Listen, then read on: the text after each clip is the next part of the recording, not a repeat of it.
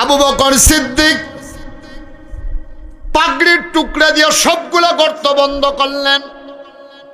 কাপড়ের টুকরা শেষ, গর্ত রয়ে গেল একটা। কয়টা? তিনি চিন্তায় পড়ে গেলেন, কাপড় তো আর নাই, গর্ত বন্ধ করব কি দিয়া।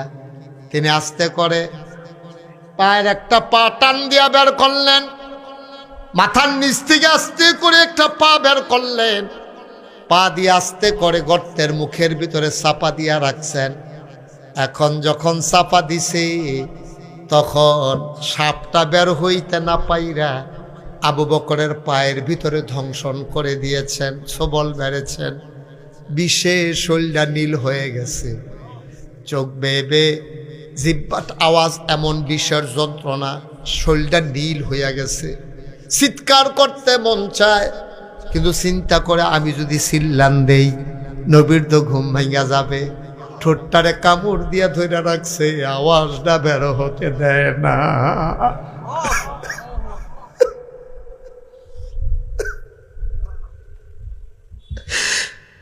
ঠোঁটটারে কামড় দিয়া ধরে রাখছে রে,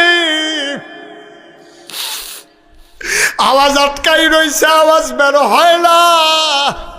বিষের জ্বালা তো সইতে পারে না। মুফাসসিরিনে কেরাম, মুহাদ্দিসিনে কেরাম, আবু বকর চিৎকার থামাইবা ঠোঁট কামড় দিয়া ধইরা, কিন্তু চোখের পানি থামাইবা কি দিয়া? আওয়াজ না থামান যা, কান্দা থামাইবা কেমনে? গাল ভাইয়া না পানি পড়ে যাইব, কত কিতা করবা? আওয়াজ থামানো যায়, চোখের পানি থামাইবা কি দিয়া? আবু বকর সিদ্দিক আবার টপ টপ করে 2 ফোঁটা চোখের পানি নবীর গাল মুবারকে পড়ে গেল। নবী চমকে উঠলেন, লাফ দিয়ে উঠে গেলেন। ওইটা বৈশা দেখে আবু বকরের শরীরটা নীল হয়ে গেছে, চোখগুলা লাল লাল, গাল বায়া বায়া পানি পড়তে আছে। ডাক ডাকা, আবু বকর কান্দোস কেন?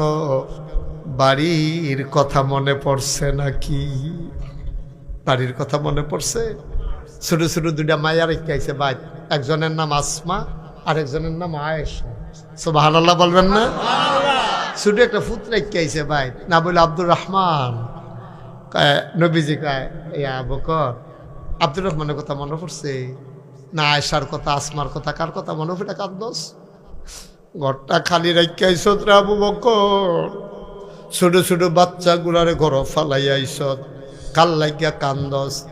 আবার নবী আবু বকর কি কয় শুনেন, আমরাও তো আশেকে রাসূল, তারাও তো আশেকে রাসূল। আবু বকর কি কয় শুনেন। আবু বকর কয়, নবী গো, আপনি একটা কথা কইলেন, আমি আমার ফুতের লেগে জিয়ের লেগে কান্দাম। আপনি তো সেই নবী, মক্কায় খিদার জ্বালায় যখন চুলায় আর খোঁজার অভাবে, খিদা এই মালের অভাবে, খাবারের অভাবে চুলায় আগুন জ্বলে না, বাচ্চা তো আর এটা অভাব বুঝে না, তে তো মা মা করে খানার লেগে কান্দে, খানা পাইব কো? তৎকালীন জমানায় মহিলারা বাচ্চারে খাবার দিতে না পারলে কোলে কইরা নবীর দরজার সামনে গিয়া দাঁড়াই থাকতো। নবী যখন বের হতেন বাচ্চারা এক নজর দেখতো। 3 দিন পর্যন্ত বাচ্চারা খিদার জ্বালায় আর কাঁদতো না।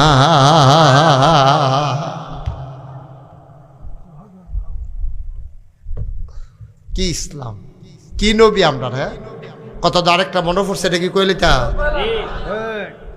কি উডাউডি করেন না, মনোযোগের সাথে ওই আর্থে আছে রাস্তা দিয়া কয়জন কি একটা বাইলুম বাইলুম করতে আছে, করতেছে এটা কি তা মনে হয় যেন প্রত্যেক দিন মাহফিল হয়, তার আজ্ঞা না শুনলে কালকা ইয়ে হুন্নালে বনমুনা এইরকম। তোমরা লেখা কালকা মাহফিল হলো বইয়া থাকবো? আমিন কর, জুড়ে কন আমিন। ওই যে তারে কইতাম দুইটা রাখতো, এটা বন্ধ করো, এটা এতবার কোয়া লাগে বুঝার মানুষ। দেখি আমিন কর, জোরে কনা আমিন। আরে কি মজার কথা, কথা তো শুনতেন না, কথা লইয়া যাবেন যা বাই। কি নবী আমার, যেমন তেমন নবী মনে করছো না? নবীজি মসজিদের ভিতরে, আয় ছেলে আয়, বাবা বিরক্ত করো না, বসো ঠিক মতো।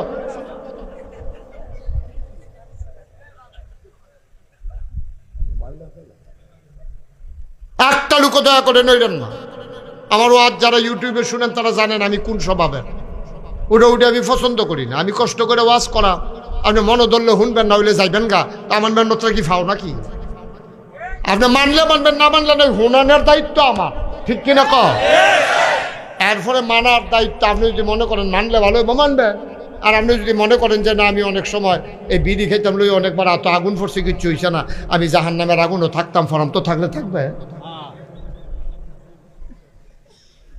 কয়বার বিড়ি খেতাম লই আগুন পড়ছে না, কিচ্ছু হইছে না, জাহান্নামের আগুন হইতে আমরা সহ্য করে লাইতাম ফরাম। তো যারা যারা সহ্য করতেন পারবেন তারা তারা জাহান্নামও যাইবে, অসুবিধা কি? হলে তো দুই কথা হইতো না।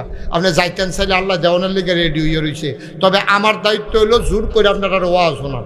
তা আপনারা হয়তো অনেকে মনে মনে চিন্তা করতেন পারেন যে হুজুর এত জোর করে ওয়াজ শোনানের ঠেহা কিতা? যার ভাল লাগে শুনবো, না ভাল লাগলে যাইব গা, ঠেহা আছে। ঠেহাটা কিতা কি কইলে তা কথা না, কইলে তা। এই যে আমার কবির, আমার দরবারের বিশিষ্ট খাদেম, আমার মুরিদ, আমার এলাকার প্রতিনিধি, আপনারা হুম না। আচ্ছা এবারে এখনো বইয়া রয়েছে, এখন একটা ফ্রিজের মধ্যে চিনি, খেয়াল করেন কি? আরে কথা কয় না কি? চিনিটা ফ্রিজের ভিতরে এই কবিরে আয়াসেরা এক চামি চিনি মুহ দিছে। তখন চিনিটা কি কবিরের মুহ তিতা লাগবো না মিঠা লাগবো? আয়াসেরা বইয়া রয়েছে। আমি কই কবির চিনি খান? কবির কয় না খাইতাম না হুজুর। আরে খান না, আপনি কইতা চিনি খান? কর না হুজুর আমি এখন চিনি খেতাম না। আচ্ছা এখন হ্যাঁ আমি কইছি হ্যাঁ চিনি খায় না। এখন দুইজনে জাতা দিয়া দৌড়িয়া সামিজ দিয়া আড়া দিয়া তার মুখটার মধ্যে জিব্বাটার ভিতরে যদি কুদুর চিনি লাগাই দেওয়ান যায়, তিতা লাগবো না মিঠা লাগবো?